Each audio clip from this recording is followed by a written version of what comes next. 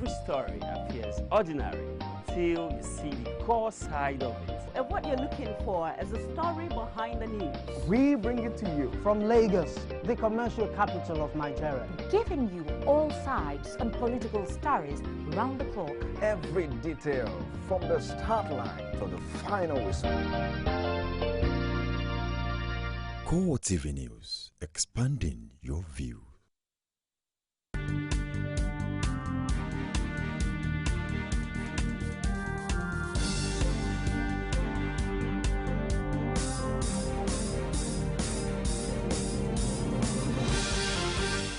Hello, thank you for joining us on CoreTV News Hour. I am Frank Omalape in a major story.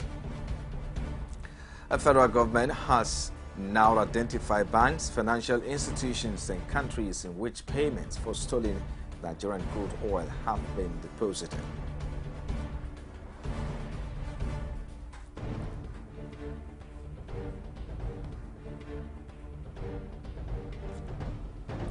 Also in this program, outpour of emotions by patients at the Federal Medical Center Idiaba in Abeokuta, the Ogun State capital, as doctors join their colleagues on an indefinite nationwide strike.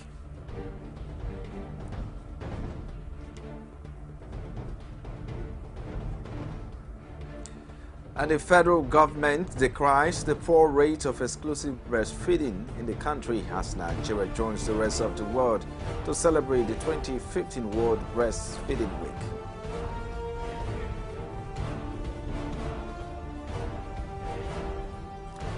And outside Nigeria now, scores died in Netherlands crane collapse. Now, thank you for joining us tonight. We'll begin with the story of the federal government, which has now identified banks, financial institutions, and countries in which payments for stolen Nigerian crude oil have been deposited.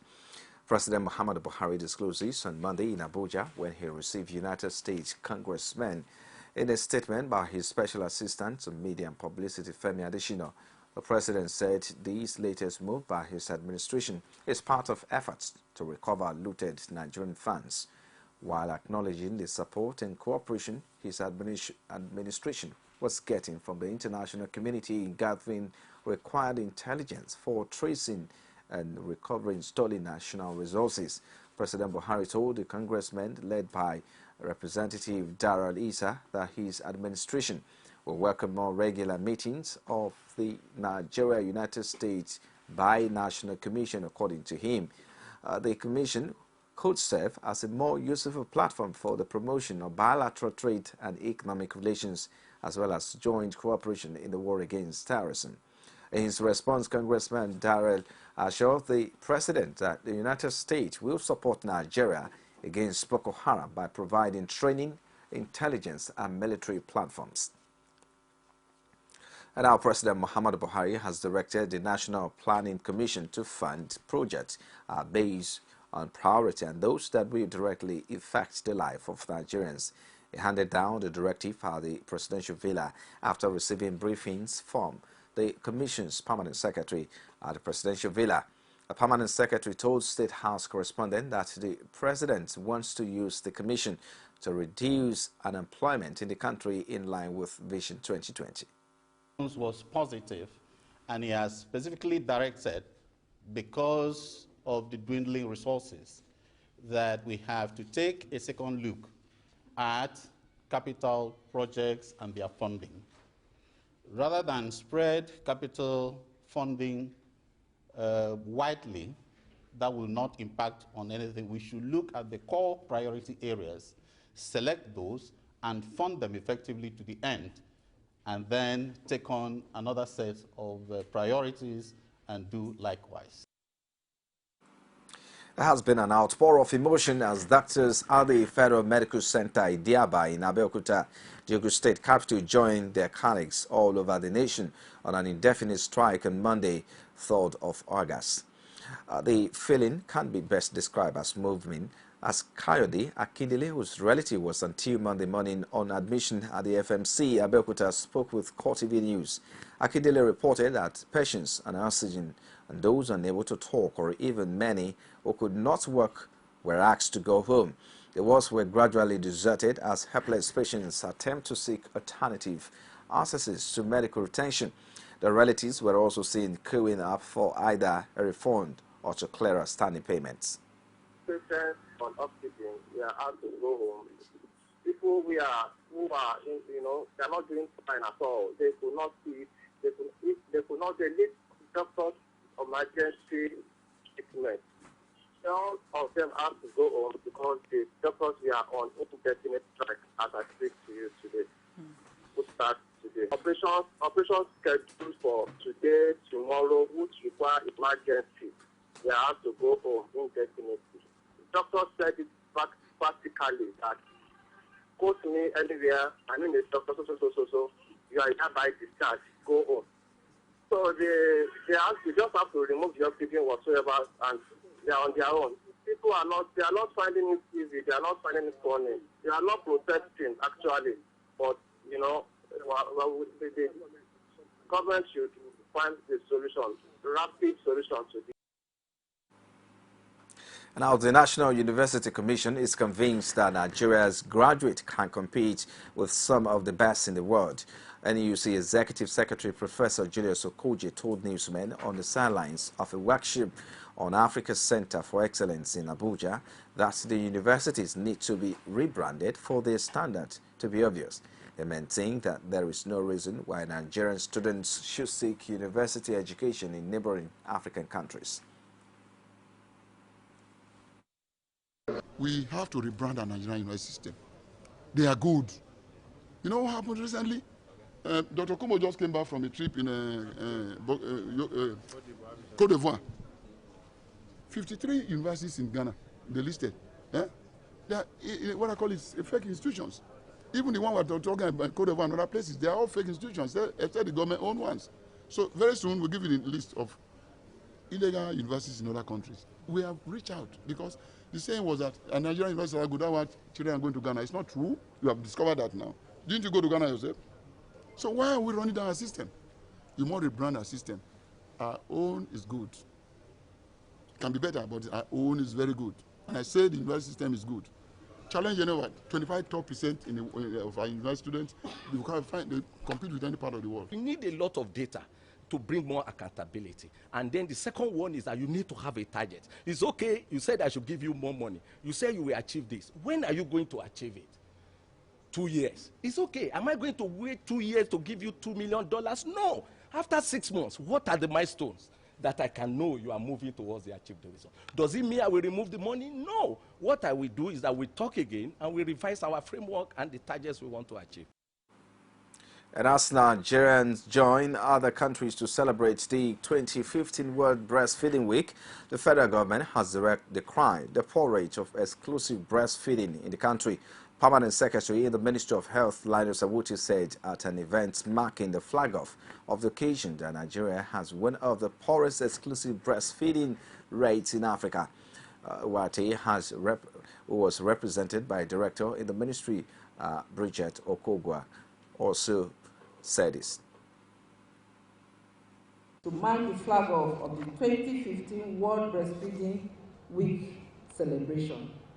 As you all know, every year, Nigeria joins more than 117 countries of the world to celebrate the World Breastfeeding Week to promote exclusive breastfeeding from birth to when the child is 6 months old. Exclusive breastfeeding means when an infant receives only breast milk, no other liquid is given, not even water. Now, WHO promotes breastfeeding according to the national guidelines, and WHO is involved in supporting, in providing generic materials which the government then adapts or adopts and promotes in times like this. And this week we are very pleased to be here to participate in this initial activity that promotes breastfeeding. You're watching CoreTV Primetime News. We'll take a break now. Be back shortly. Join us again. Some pundits believe that as long as the political system is driven by selected few, corruption may be difficult to fight. You should be careful about what you say. I am not the only politician. Even if I've wronged anyone, it is time to forgive me. Political Arena every Sunday at 9:15 p.m. and a repeat broadcast every Tuesday at 1:30 p.m.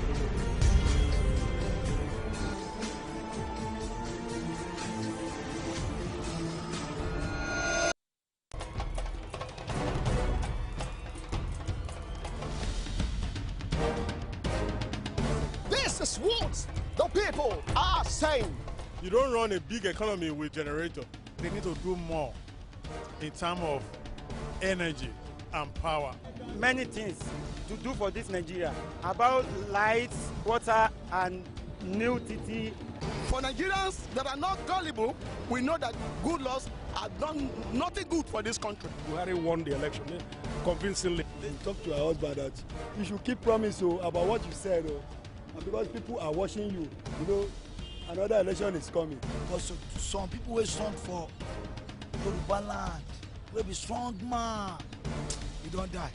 This nation is moving forward. The best is going to take place. The people giving voice to the voiceless. This is CoreTV Primetime News live from our Lagos studios. If you just joined us, a quick reminder of our top stories. Now, President Muhammadu Buhari says his effort is in top gear to recover looted funds.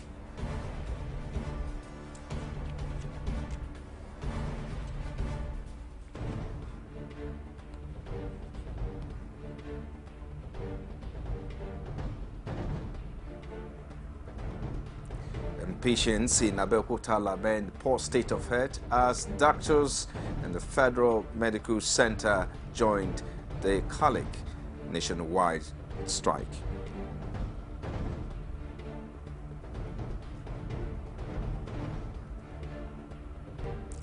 And Nigeria joins the rest of the world to mark the Breastfeeding Week.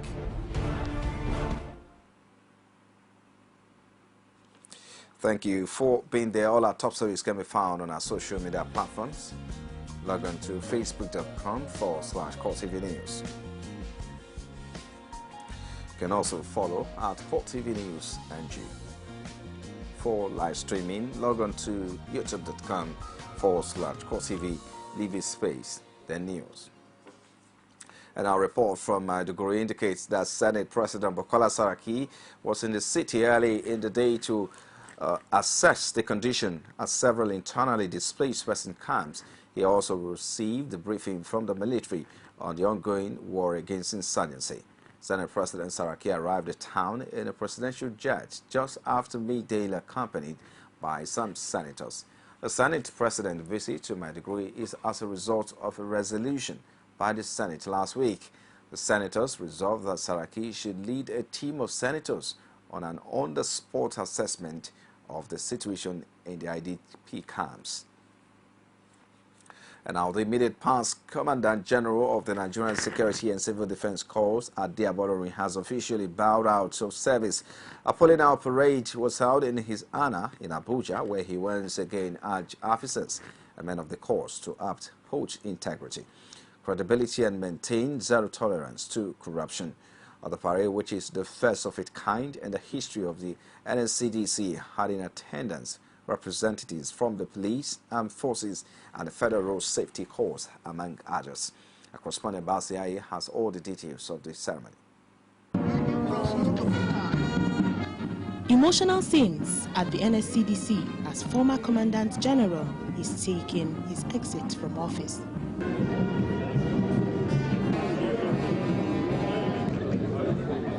This is the first time an event of this nature will be happening in the paramilitary agency. In attendance are senior military and police officers, former Minister of Interior, Abba Moro, and other dignitaries. They are part of the crowd that saw Abolurin review the parade for the last time. Dr. Abolurin became a member of the Institute. Is instructive a lot of articles that have... In his last address to officers and men of the NSCDC, he reminded them of the core values he was leaving behind in the agency. But please sustain the zero tolerance of corruption and maintain that slogan, collect bribe. And if the person cannot die enough, what do I say you should do? Pray for that person to die immediately. So collect bribe, compromise. So if somebody is kidnapped suddenly among you and you pray after an hour, and we cannot see the person, just know that the person has compromised because it's not part of us.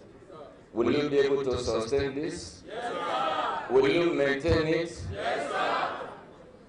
Will anybody disturb you from maintaining it? No, sir. When you maintain this, you will get to the place of glory. Amen. And when it was time for the pulling out parade proper, many could not hold back tears.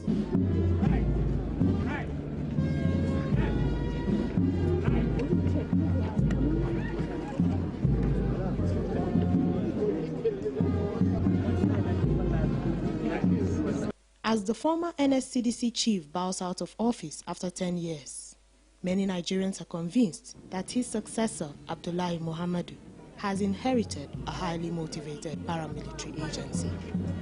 Basiaye, CoreTV News, Abuja.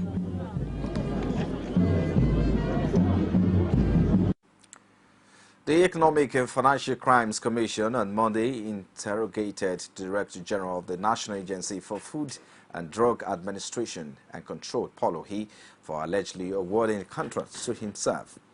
Ohi, who was quizzed at the Commission's headquarters in Abuja for about 8 hours, was alleged to have awarded contracts to some companies which acted as fronts for him. He is expected to report at the Commission's office on Tuesday. NAFDAC has, however, denied that Ohi was summoned and grilled over alleged acts of fraud. It said in a statement by its Director of Special Duties, Abubakar Jimo, on Monday that the DG voluntarily visited the EFCC to clear the air on a petition against him by a former chief and the Anti-Narcotic Agency. And now the Consumer Protection Council has begun an investigation into the operation of a multi-choice Nigeria, the owners of DSTV, based on complaint of alleged consumer rights violation against the paid television firm. The company was represented by the inaugural sitting of the panel by a 4-member team led by its regulatory affairs manager.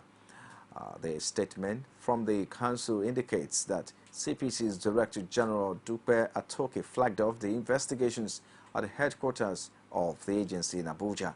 Some of the allegations tabled against the pay TV operator, including poor quality of service such as incessant disruption without compensation, abrupt disconnection of service during a subsistence subscription, monthly subscription lasting less than 30 days, and poor redress mechanism and customer services.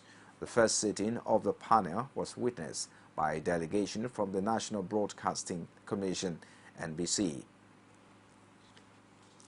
And now the Lagos State Governor Akinwumi Ambode has approved the appointment of 19 new permanent secretaries in the state public service. In a statement issued on Monday by his Chief Press Secretary Habib Haruna, the appointments are in line with the governor's drive to restructure the civil service for efficient performance in service delivery. He says Governor Ambode is expected to swear in the new permanent secretaries at the Lagos House, Alausa, on Wednesday, August 5, 2015. This development, he says, is also coming on the heels of the streamlining of some existing ministries, departments and agencies aimed at ensuring greater efficiency. Meanwhile, 15 permanent secretaries have also been retired from the civil service accordingly. And now, Kaduna State Governor Nasir El-Rufai has advised occupants of illegal structures in the state to move out before Wednesday. This, according to him, is because there is no going back on his decision to demolish houses built on compounds and premises of secondary schools in all parts of the state. The governor maintained that people who fail to move out will end up losing their property in the course of the exercise. Correspondent Amina Anibi has details in this report from our studios. He hit the limelight in Abuja mainly for demolishing illegal structures. Now, he's set to take a similar step in Kaduna State. Governor Nasir El-Rufai made his intention to demolish houses built on compounds and premises of secondary schools clear at his second town hall meeting. He maintained that his administration would not condone acts of lawlessness. The resources of the government of Kaduna State to be deployed for the benefit of the majority of the people of Kaduna State, not for the enjoyment of a few people. This is the guiding principle of our government. But we are human, we can make mistakes. So if you think we are doing anything wrong, please tell us. We are here to tell you what we are doing, what we plan to do, and to hear from you. Federal lawmakers at the event see the demolition plan as a welcome development, which they say will bring a great development in the state. It's very important for people to know that you cannot take law into your hand and go scot-free. If we allow this kind of thing to continue, only God knows, maybe one day the government house in Kaduna will be invaded by people from that locality coming to build around it. Followership to be able to assess what the government has done so far, its conception, its policies, and the general direction the government is taking. The governor plans to provide alternatives for any property owner with certificates of occupancy before the commencement of the exercise, but insists that any illegal structure in government land will be pulled down. And now the accusation made by former governors Shegoni and Ni Adebayo of the APC accusing the State Police Command and the government of arresting APC members and murder charges has elicited reactions from the government and the police. While APC berates the police and the government, the PDP-led government says the state security network is simply carrying out its statutory responsibility. Our correspondent Rashid tells us more. Outbreak bats amongst opposing parties in politics is not a new thing. The recent arraignment of some members of the APC on murder charges in Ekiti State has triggered a series of reactions from the party's top echelon, leaving the political arena tense. Shegoni, a former governor and party chieftain, accused the Ekiti State Police of connivance with the Ayofayoshi-led government. The Commissioner of Police should realize that Nigeria did not sign for continuity of impunity, which is still going on here. And I hope it will not lead us to a situation where people like us will come on the street with people one day to challenge the morality behind him. That would be an invitation to public chaos. The worst he can do then is to mow all of us down and kill us, and other people will take over from us. The Ekiti State Police Command, however, denies this allegation. The command does not have a political party, and we do not support any political party. We're here to follow the rule of law and to police the state as it is in the Constitution. From the PDP-led government, the state is poised to rid Ekiti of security threat while lambasting the APC of accommodating criminality. We are not conniving. We are in charge of security of the state. The responsibility of the governor is to ensure the security of lives and property. A few of the APC top-notch were in the political delirium, and they did what they wanted with impunity. The pay time has come. This was a purely political rehabilitation program for Engineer Shegoni. Political pundits are of the view that the recent war of words is a prelude to what is expected politically in the coming months in the fountain of knowledge. Rashid, CoreTV News, Ado Ekiti. Away from there now, President Muhammadu Buhari has approved the appointment of Professor Kamoru Olaiwola Usman as Provost of the Federal College of Education in Oyo. A statement by the Special Assistant to the President on Media and Publicity, Femi Adesina, said the appointment of the 51-year-old professor who hails from Oyo State is for an initial term of 4 years. Usman holds a bachelor's degree in science education, a master's degree in education mathematics, and a doctorate degree in education. Until his new appointment, he was Associate Dean of the Faculty of Education, University of Nigeria, Nsukka. And now, as the clock ticks on the deadline given to Delta States by the West African Examination Council, WAEC, the student body of Adeniran Ogunsoya College of Education has called on President Muhammadu Buhari not to release bailout funds to the 14 states. This from the close of the media briefing addressed by Ojuare Wahid, the student union president of the institution. A correspondent Abiola Aluwale has the rest of the story. The threat of the West African Examination Council to withhold results of candidates whose states hold a body has been raising dust across the length and breadth of the country. Reacting to the inability of some states to pay the registration fees of their candidates, the student union president of Adeniran Gunsoya College of Education, Ojuare Wahid, called on President Muhammadu Buhari to exclude the 14 states from the bailout fund of the federal government. Ojuare says the president should rather investigate states to ascertain reasons for their inability to fulfill their financial obligations to WAEC. Those state governors that their cronies in power waste over 60 billion, sending their children to higher institutions abroad.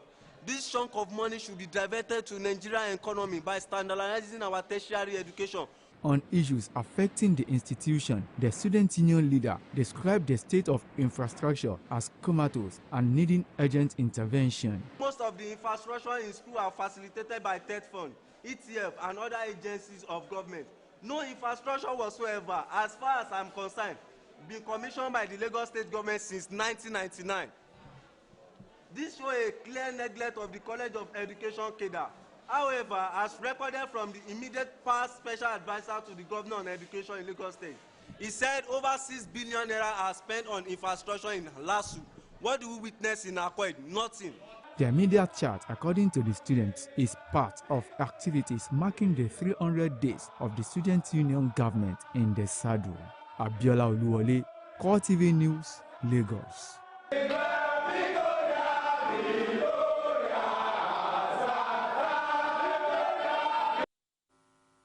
You have been watching CoreTV Primetime News. We'll take another break now, be back with business, sport, and stories outside Nigeria. Stay with us. Is it crazy or autocracy? Or what type of crazy is that? Except crazy. News making the headlines. Black Maria is to carry criminals, trading looters that are in government today. Sometimes it gets confrontational. Slap you in the face. They don't put words into my mouth. Whatever it is that will bring our military to disrepute, I said to hell. On Core Digest, I want to know why I should be believing them. Every weekday, we bring all of these together and take them to the court of public opinion. Everybody has the right in Nigeria. Where you are the judge.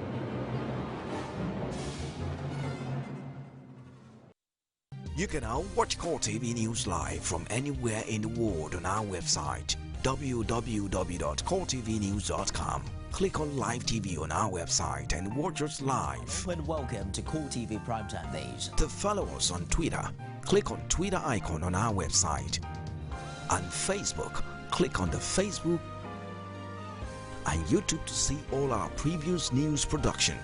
You can also watch us live on YouTube. Click CoreTV, leave a space, then news. CoreTV News, a 24-hour news station.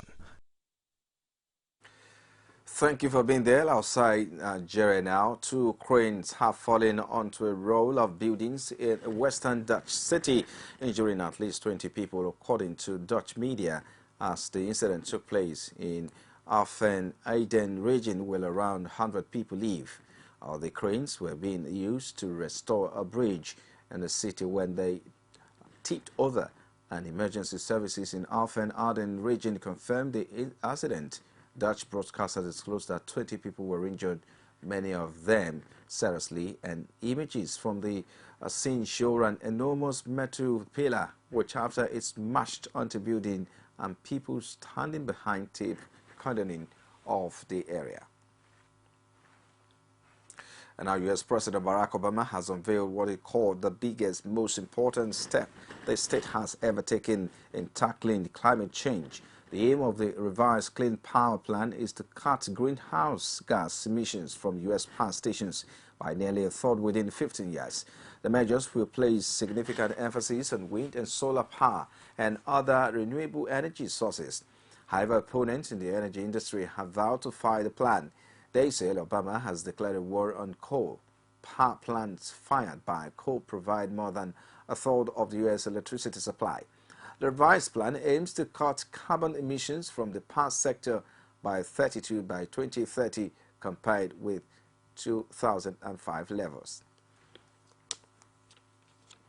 A Moroccan man suffocated to death in a suitcase after his brother tried to smuggle him into Spain in the boot of his car.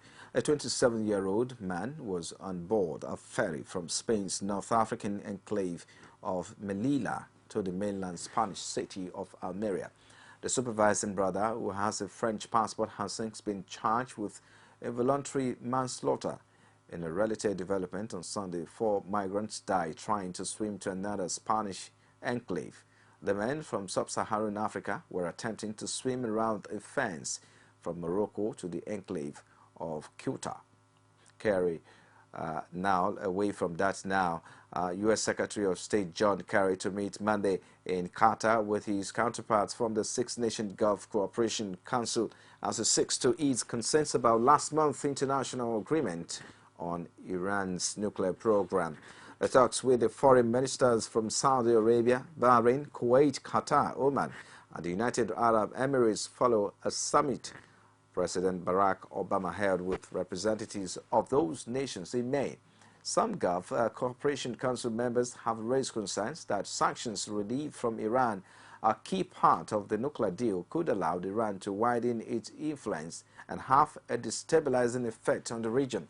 Gulf officials have also raised concerns that Iran will use the new flow of money to increase its support to militant groups such as Hezbollah.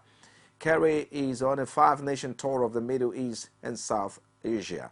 Meanwhile, Obama said in May the U.S. would deepen security cooperation, including holding more joint exercises, speeding up weapons sales, and helping build a more coordinated missile system. And now to business.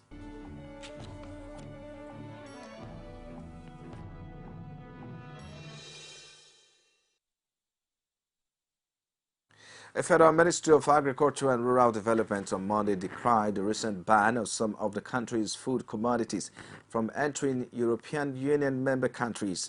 Jatu Hare, Director of Agribusiness and Marketing Development Department, said the ministry had encouraged private investors in the sector, adding that they must not cut corners but to strive to meet the EU standards. Some of the food items banned from Europe till June 2016 are beans, sesame seed, melon seed, dry fish and meats, peanut chips and palm oil. The European Food Safety Authority held that the rejected beans were found to contain between 0.03 milligram per kilogram to 4.6 kilogram of dicovous pesticide. According to the Safety Authority of the EU, the acceptable maximum residue limit is 0.01 kilogram. O'Hare, however, noted that the state-of-the-art laboratory recently established by the Standard Organization of Nigeria will take care of that challenge, and the ministry will intensify education and enlightenment of farmers, investors, and other stakeholders on the need to follow the right process. The market indices of the Nigerian Stock Exchange on Monday rebounded by 0.22% after dropping for about 3 weeks. The market capitalization grew by 23 billion naira to close at 10.367 trillion naira against 10.344 trillion naira posted on Friday. Similarly, the oil share index rose by 67.56 points to close at 32,247.38 basis points achieved on Friday due to price appreciation by some blue chip equities. Guinness Nigeria led the gainer stable, increasing by 4 naira 92 kobo to close at 130 naira 2 kobo per share. Forte oil followed with a gain of 2 naira to close at 190, while Flamio gained 1 naira 43 kobo to close at 30 naira 43 kobo per share. Total topped the losers chart, declining by 3 naira to close at 160 naira per share. And in sports now. Power style, that's what he delivered. Usain Bolt storming down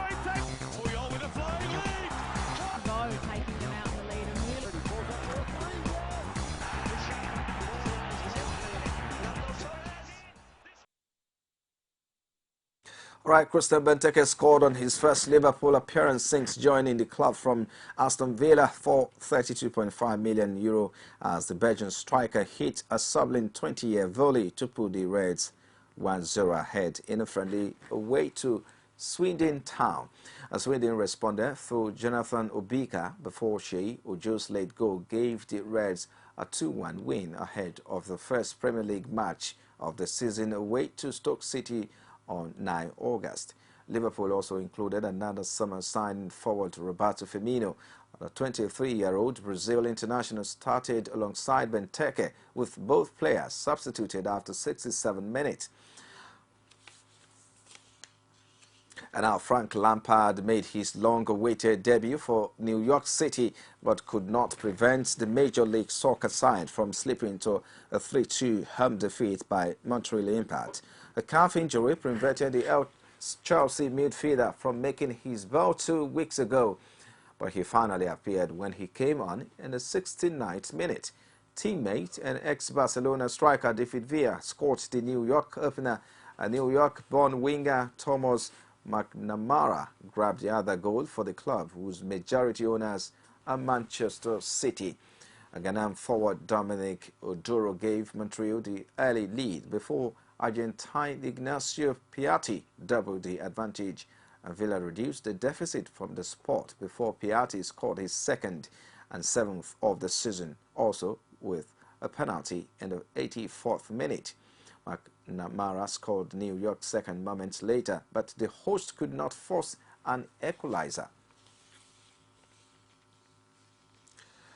And now Celtic are waiting news from Azerbaijan on the state of the pitch ahead of Wednesday's Champions League qualifier with Karabakh. Switching the feature is problematic since the nearby Baxel Arena is being used for Thursday's Europa League match between Kabbalah and Apollon Limassol. UEFA has said that Scotland are investigating the matter, and if Celtic prevail in Baku, they will reach the playoff round ahead of the group stage of the competition. Reports suggest areas of the playing surface at the Tawfik Baramov Stadium have suffered badly from heat damage. And on EA Entertainment now, Bachelor in Paradise Season 2 kicked off with a dramatic episode early in Sunday, August 2 outing. The contestant got to witness a surprise wedding of Marcus Groth and Leslie Fadol, who met on the first season of the show last year on the beach. A sweet moment aside, this season's contestants began to show who they really are. Gillian from last season of The Bachelor with Chris Soule's return with new boobs. Ashley brought her sister Lauren, and host Chris Harrison announced that they came as a package deal, meaning if one sister gets a rose, both sisters will stay. The episode ended on a cliffhanger as the show's Ashley is being taken to the hospital accompanied by Dan. And I'm still entertaining Impossible Rogue Nation Rock this week. Boss with office with an estimated $56 million debut, and overseas a tentpole movie launched to $65 million in 40 territories for an early global total of $121 million. The Tom Cruise star had a record-breaking opening in South Korea with $17.1 million. It became the second best international opening of all time for Paramount after Transformers: Dark of the Moon. Warner's Executive Vice President of Domestic Distribution, Jeff Goldstein, stayed optimistic with the movie. Paul Rudd's Ant-Man was still in demand, securing the fourth place with approximately $12.6 million. After 3 weeks in the theater, the movie earned a domestic total of $132.1 million and a global haul of nearly $300 million. And now Ryan Reynolds is set to debut the official red band trailer for Deadpool and Conan, and the leading actor in the film will appear as a guest on the talk show on Tuesday, August 4, during which Ant-Man star Judy Greer and Catfish and the Bottlemen will also make appearance. The film's trailer was first screened at Comic-Con in San Diego on July the 11th, and the crowd at hall was so impressed, and they asked to play the trailer one more time. based on Marvel comic books. Deadpool tells the origin story of former Special Forces operative turned mercenaries, which was made Wilson, who after being subjected to a rogue experiment that leaves him with a celebrated healing power, adopt the altar Eagle Deadpool. Well, you've been watching CoreTV Prime Time News. Just before we go tonight, a recap of our major headline.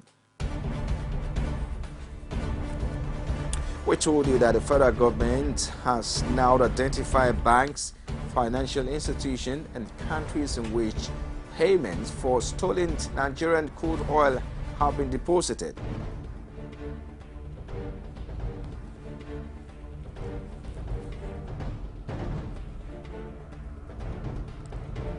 An outpour of emotions by patients at the Federal Medical Center Idiaba, Abeokuta, the Ogun State capital, as doctors join their colleagues on an indefinite nationwide strike.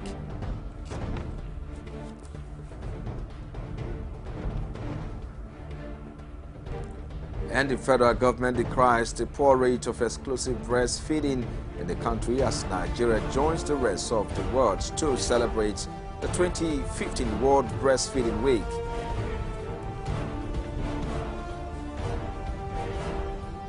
And finally tonight, 2 cranes have fallen onto a row of buildings in a dust city, injuring at least 20 people. And that's it on our Primetime News tonight. Many thanks for watching. On behalf of the entire news crew, I am Frank Omalape. Have a wonderful night rest.